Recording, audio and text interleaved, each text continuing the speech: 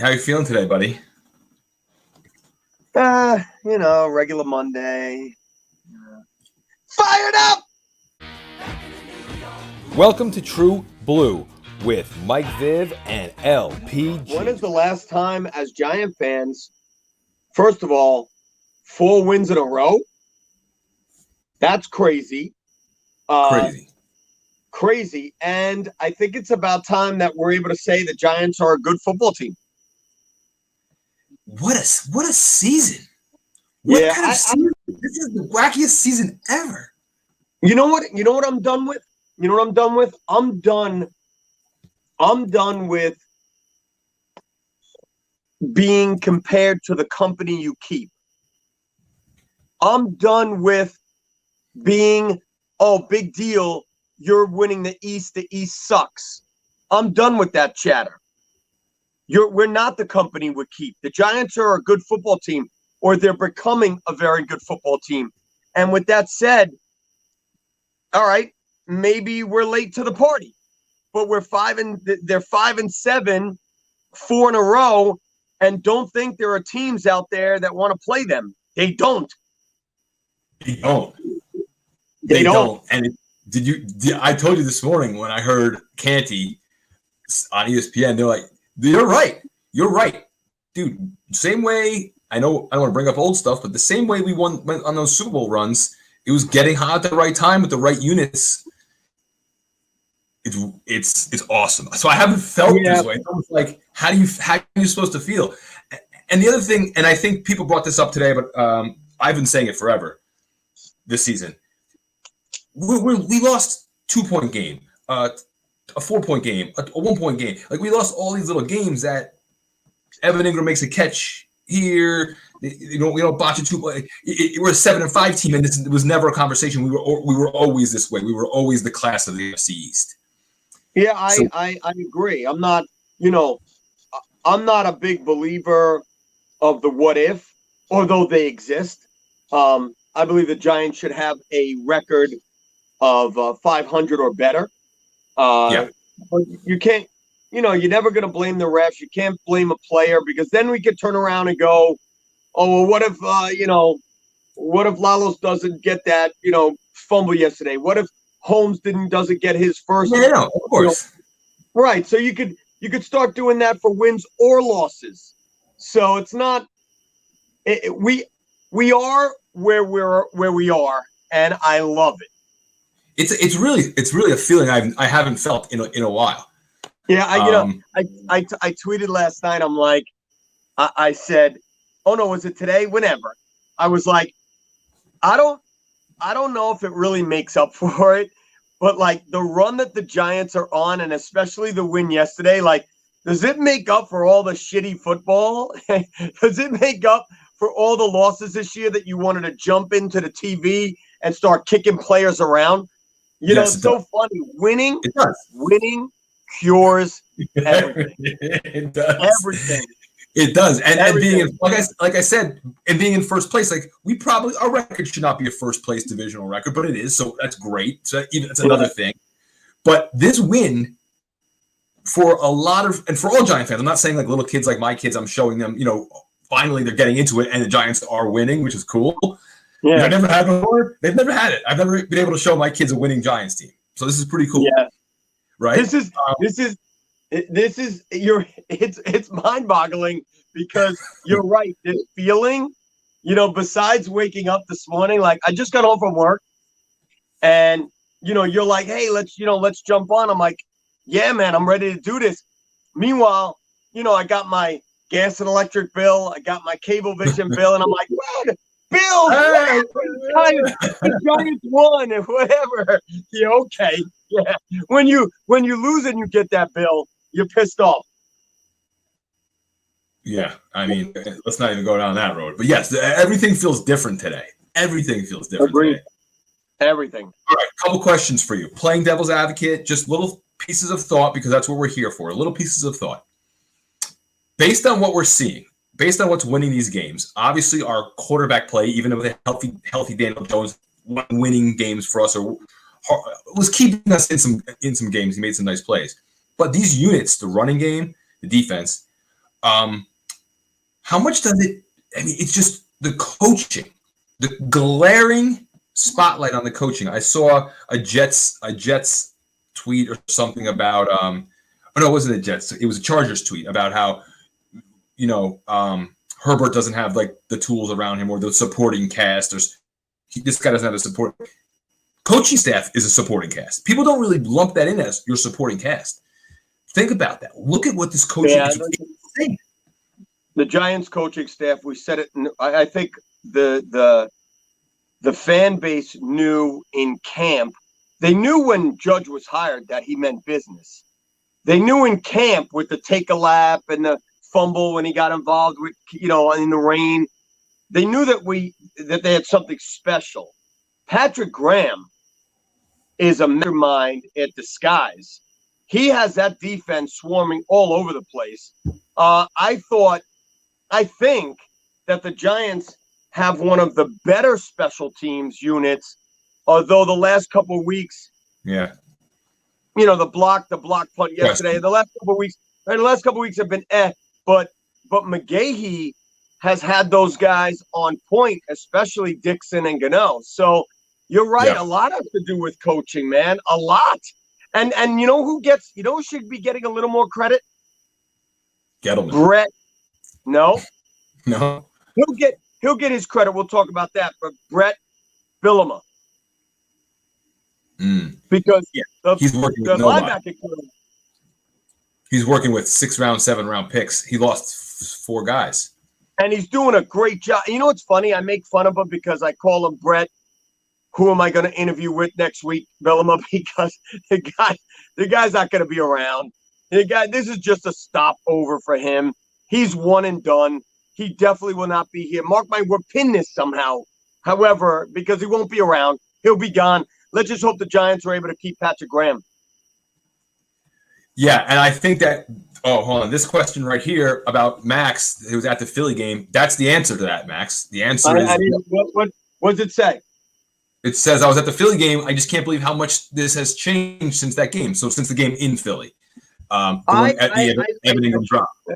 That's right. You and I actually spoke that night, and we went live the next day. And I said to you that I've been to the last 20 years worth of games, and that might have been in my top 2 of just snatching my heart out. Depressing endings, yeah. Yeah. I mean, Eagles have had a lot of those. Eagles have been like the top 5. But the difference is that we've stayed the course. We took our growing pains in the first, 5 games going 0-5, even though I still have nightmares about 2 of those games that we could have and switch this record around.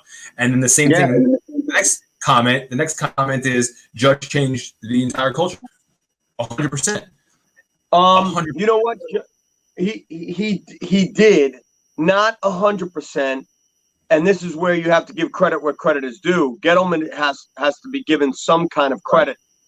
Look, I still don't think he should be around. I think we should be going mediocrity. Wait a second. What did your meter become? Because early this season you were 100% Gettleman's not going to be here next year. Where are you now? Well, as your meter? No. I can't stand this, man. You're breaking up or I'm breaking up, so I'm going upstairs. I am still on the Gettleman should not be around train. And the reason why I say that is because mediocrity should not be the norm. And when I say that, I still want a more broadened search, a more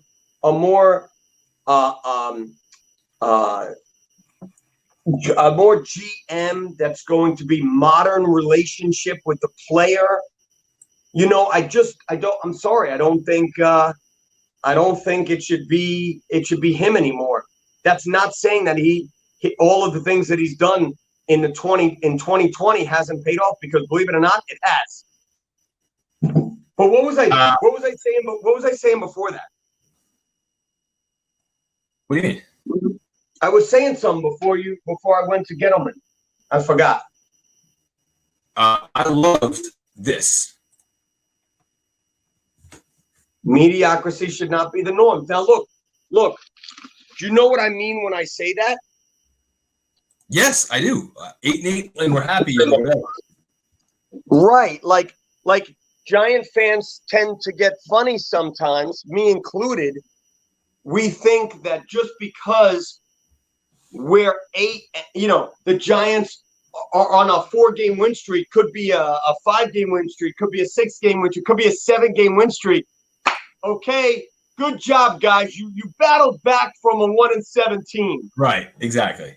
Still and then you know what? Because of that, and this is why I'm not at 100%. Like you just asked me, I'm not at 100% because I'm not working for the Giants. The Giants could be like, well, that does mean something to us. Gettleman, you got another year. I think you should be gone. I mean, some of the talent, you say talent, but some of the personnel has just been really unbelievable fill-ins and just unbelievable bright spots and signings like Bradbury and Martinez. These guys are playing and Logan Ryan. They're all pro level right now. It's incredible. Yeah, it's ridiculous. I mean, Clowney for triple the money and have him be injured. Now he's out for the season. Clowney. Yep. I mean, look. That's why I always say that the NFL is a marathon. It's not a sprint. Really so is. Hold on. Don't go throwing anybody under the bus just yet. It'll be fine. But whatever. We're here. What does this one say? Yeah.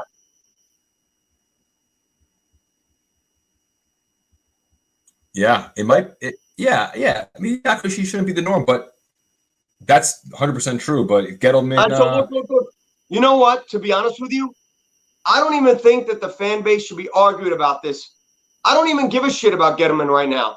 Just let the team go on a tear. We'll worry about that when they make it to the playoffs, when they go on some kind of a run, or they shit the bed and they lapse in the last couple of games, which I don't think they will. And then you'll have this argument. But there's no reason to have the argument now. Right. I mean, I don't think it's an argument. I'm just saying these are now conversations because of the success, which we don't normally have. Everyone will be calling for his head if we were, 2-9. All right. Next question. Like very along the same lines as should we even have this conversation now? But whatever. Fuck it. What are we paying Barkley? That's a good question because he's gonna command $16 million a year. Yeah, and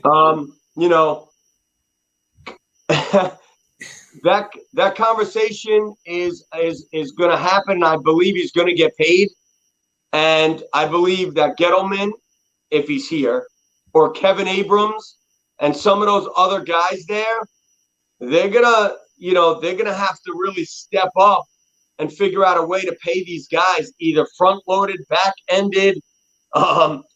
Maybe it's a good thing that some of these guys that are playing out of their minds are rookies and they're on their rookie deals, So that's a really good question. But I believe Barkley will be a Giant forever, and I believe they're going to pay him.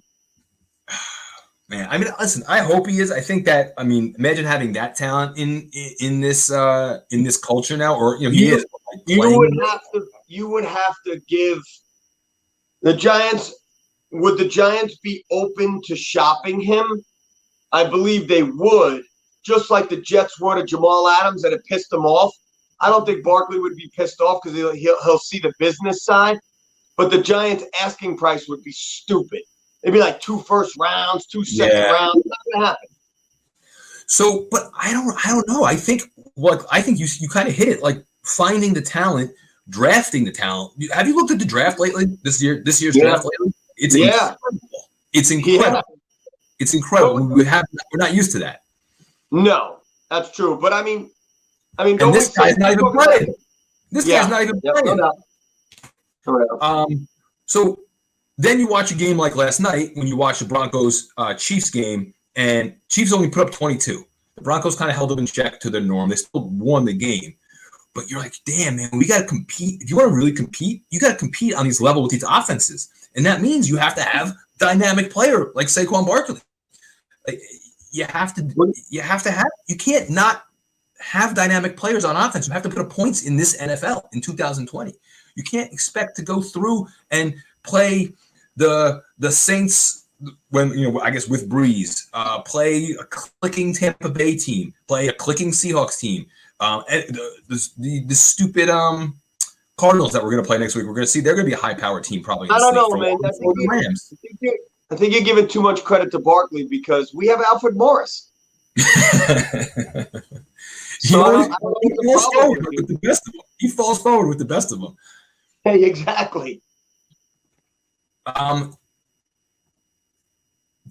Canty said today that and I noticed this yesterday, and I was just kind of I'm dead serious about the falling forward part too. The running backs, the way it's so true. Gallman and Morris are falling 2 yards every time. They're getting an extra 2 on a fall every time. I think, does Gallman give you a little Ahmad Bradshaw vibe? Absolutely not. No. Why no. Not? You can't compare Gallman to Bradshaw. Bradshaw knock your head off. Gallman's a lightweight. That's not even an insult to Gallman. You're smacking your teeth like Gallman's not a lightweight. Gallman he's a very good. Not as hard as Bradshaw. You keep freezing. What do you say? Not as hard as Bradshaw. I think he runs hard. He hits that hole really hard. Who does, Gallman? Yeah.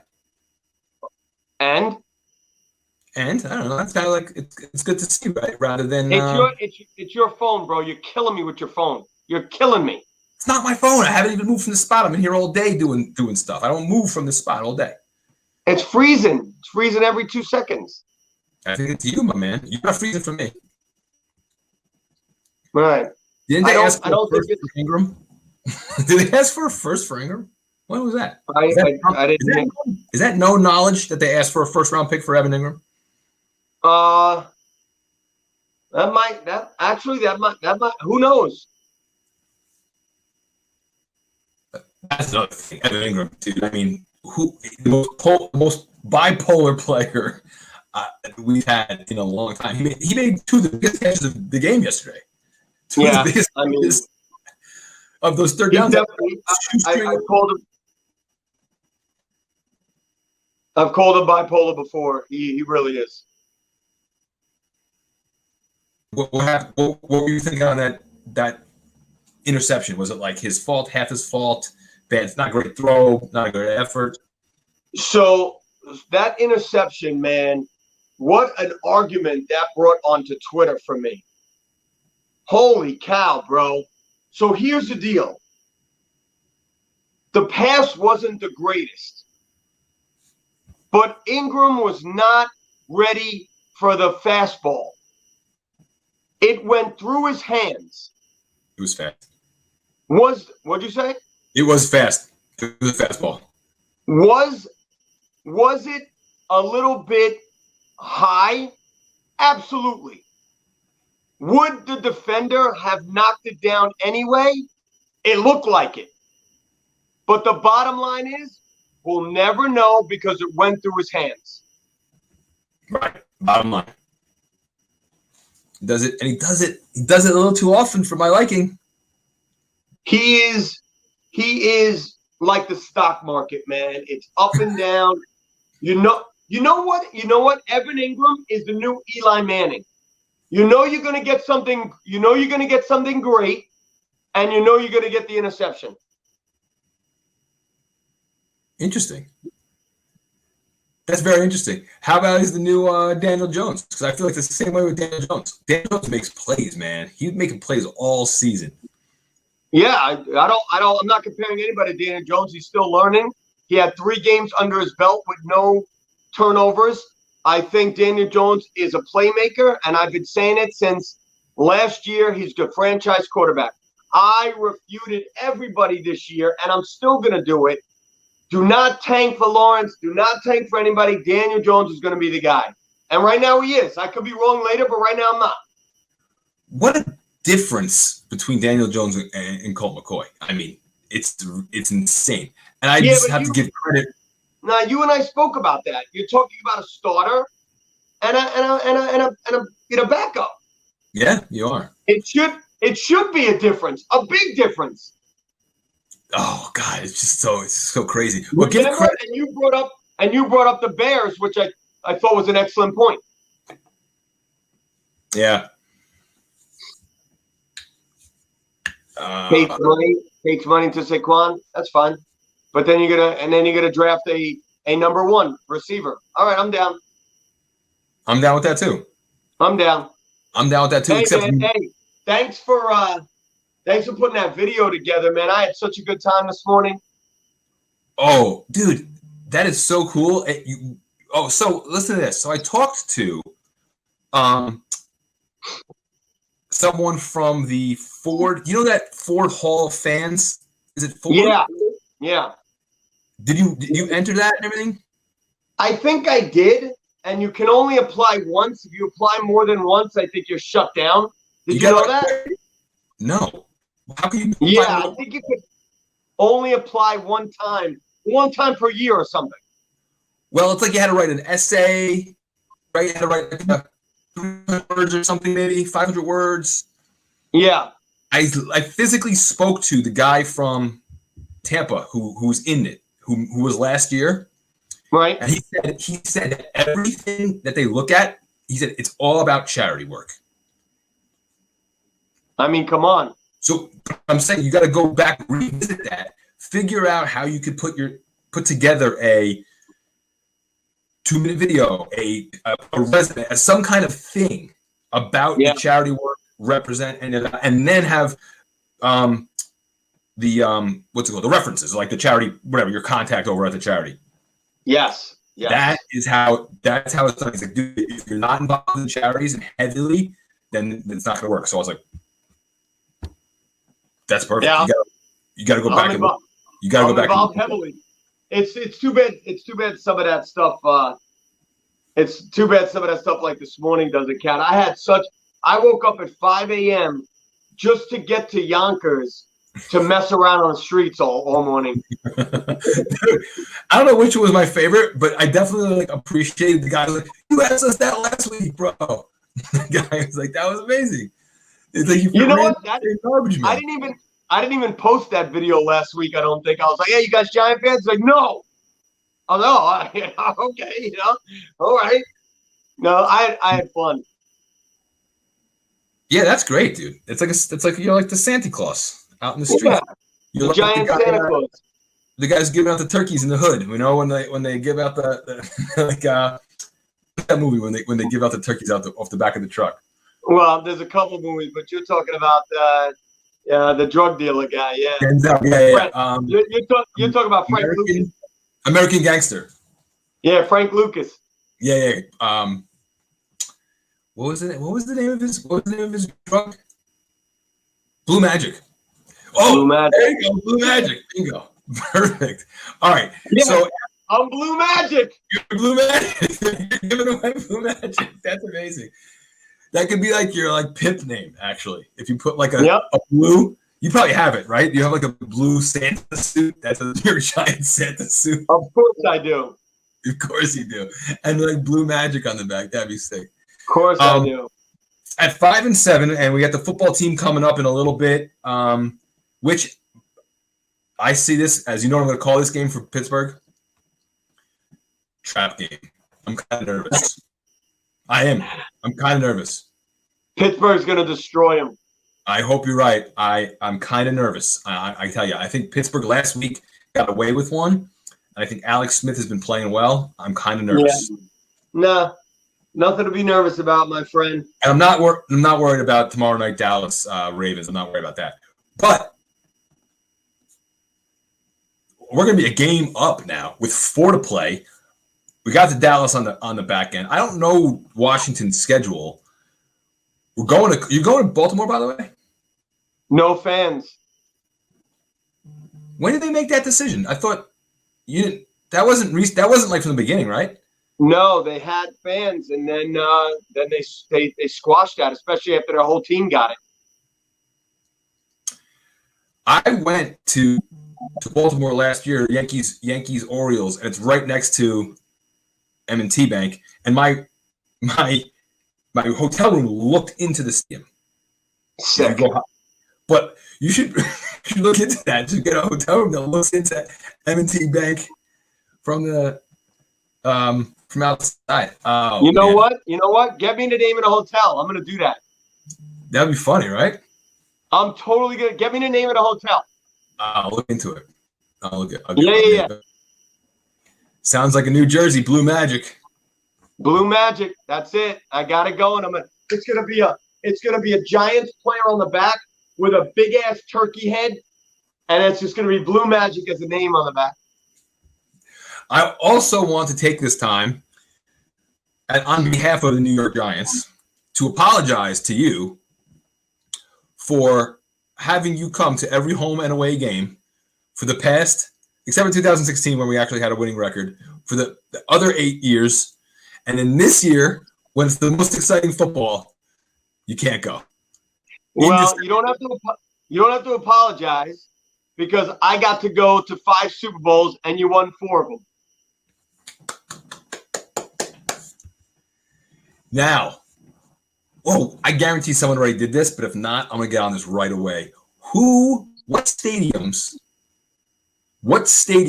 of playoff teams are allowing fans? So therefore, I don't know. Get on it though, because that's who then will root to play. Because obviously we're going to have a host a game, so then it'll be like Tampa. If we got to go to Tampa, even though they're hosting the Super Bowl,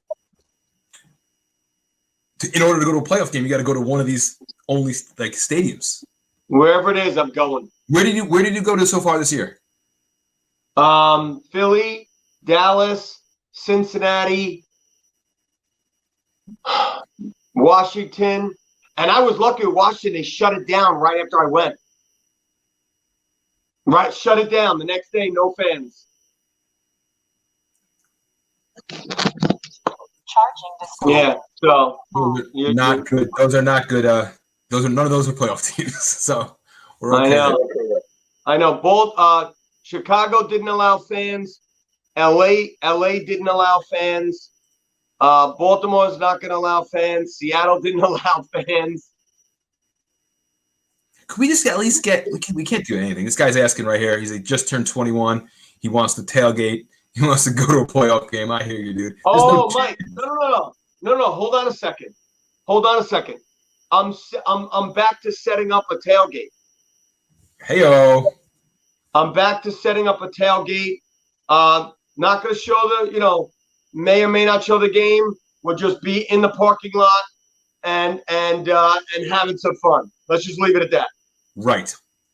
And the old parking lot, or you still going to do that stadium? No, right? You save the stadium for next year, right?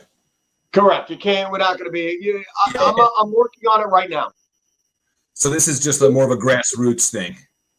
It's in the works. Yeah. Who's your boys at the deli? Leonardo's? It's in the works. Beautiful. What game? Playoff game. Oh shit! Exactly. We gotta know, right? Yep. First weekend of January. The best part about it is it's going to be a home game because they'll win the division. Right. Of course. Well, that's the only way. Dude, what about like the hotel right next to the stadium? What about like? No, you can't see into MetLife. No, I know that, but like, it's right there. You see the stadium. Like, get as close as possible, that you can see it. What if I called it a peaceful protest and I took over Route 3? I would like that. I think that would be great. There's gotta be some kind of parking lot. It doesn't have to be a big. It doesn't, whatever, 20, 30 cars. I know. Right next knowing us, I'll have 300 cars there and get in trouble. That's true. And all right, so we'll talk about how we're going to announce that officially at a later date. At a later date. Give me a few more weeks. You got to figure out how to run that. So then, all right. So, I mean, what a happy day. We're just smiling ear to ear. This is wild. I haven't felt this way. Smiling, donuts, coffee. I'm giving it. I must have handed out 25 cards today. All $10 cards. You're like the Salvation Army, blue magic rolled into one. You got a little bell outside, and like the Salvation Army bell people. That's funny.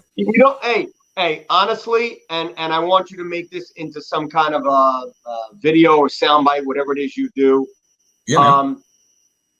I could not do the things that I do and that I get credit for without the Giants fan base. I mean, I made 20 to 30 people happy today by buying coffee and donuts inside Dunkin Donuts and then handing out cards. But I had people literally sending me Venmos and PayPal last night up until 1 a.m. I had notes attached to it like, I'm a struggling college kid. Here's $3. Buy someone's coffee. Really? You had that for real? Yeah, for real. That's cool. That is really cool.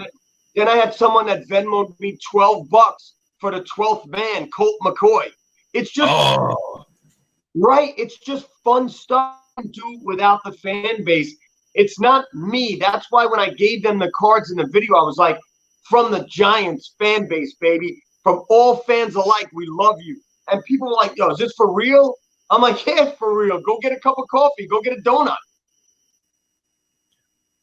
Winning, my friend. Winning. In the holiday spirit, winning just changes everything. Winning cures everything. Winning cures everything. In the most amazing way, too, in such a positive way that we're winning. Winning that game that way meant a couple things. What a perfect game, basically. You had to play a perfect game. So the coaching, the play calling, the personnel, the whole scheme was done exactly according to what our strengths were. Yeah, offensive line, by the way. We thought we had the Colombo situation a couple of weeks ago. Who? Incredible. Yeah, Who? Incredible. I don't know who that is. Yeah, fucking wild. Offensive line is wild. We're running the ball. 31 carries for 190 yesterday. And the defense is standing on its head with like a Super Bowl caliber defense. I'm going to see where they're ranked now. Let's see where they're doing. If you had to do that. You had to hold that level of that. If you had the Seahawks 5-0 at half, you probably won $1 billion. That's number one. Hold on. That's number one. And number two, football is a game of inches. If that safety turns into a touchdown, that game is different 10-0. Absolutely. The whole different vibe, whole different hole you're in, because we knew the entire time down 3-0. I was pumped. We were punting. I was like, I'm okay. Our defense is playing lights out. Once you got to 10, you're like, shit, we got to score 11. that would have been a lot harder to think about. It's true. And then in the third quarter, when the offensive line just started dominating and the run game just started dominating, that was like right when you tweeted me. You had that 10 seconds to put your feet up, didn't you? Yeah. Right. I had about 10 seconds. What did we have? 4 seconds to put our feet up? What was it? Yeah. Right. It was pretty much, and then just it came right back, and you're like, wait a second, don't do it, don't do it. But listen, the coaching wins in these tight situations. You had to have growing pains. Yeah. Some guy commented this right here. I think there's a lot of truth in this. There's a lot of truth in this because of what we've seen, the growth of a new coach, new players. The defense is so young. Yeah, JD brings up that definitely has some merit. We'll never know, so it doesn't matter. I mean, a lot of people took the first couple of games, even through the fourth game, and was acting like, okay, our preseason is over. And if that's the case, and you want to look at it that way, like the glass is half full, then I'm going with JD. I think the preseason would have helped the Giants out. Right, and I mean, we did. Who have we lost? Barkley, Zoe. I'm trying to think of like our big losses here. Barkley, Zoe Carter are big ones. McKinney. Yeah. What happened to Blake Martinez at the end of that game? Also yesterday, I hurt his back. Hurt his back. He's feeling better already. Basically, all the linebackers. Yeah, don't forget about Fackrell. Fackrell, and then who knows what Solder would have been in this team in this new whole look. You're right. I was giving Solder, I thought he was going to come back and play pretty well because he had a shitty last year. But you just don't man up, baby. Next man up. Of course. Hernandez was out for a couple games. Nick Gates, by the way. Nick Gates. Lemieux stepped up. Gates started the season slow, and now he's really solid. He's more than solid. And then Andrew Thomas, these analytical offensive line nerds today are putting out all these Andrew Thomas numbers in the last 4 or 5 games. They're incredible. Look at this. I have the New York Football Giants calling me. I am going to end this live. You're joking. No, I'm not.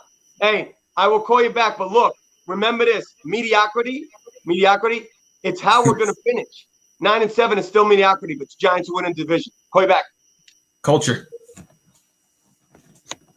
So we cut that a little short as the football team, the New York Giants, were calling Joe on his phone that we were doing this on. So incredible. So let's see. We will. This is to be continued, boys and girls. Mediocrity should. I don't know if I spelled that right, but it shouldn't be. And this team is anything but right now. We'll find. This is really interesting. What a way to end the podcast. The Giants have called Joe at the very end. So we'll find out. To be continued. Welcome to True Blue with Mike Viv and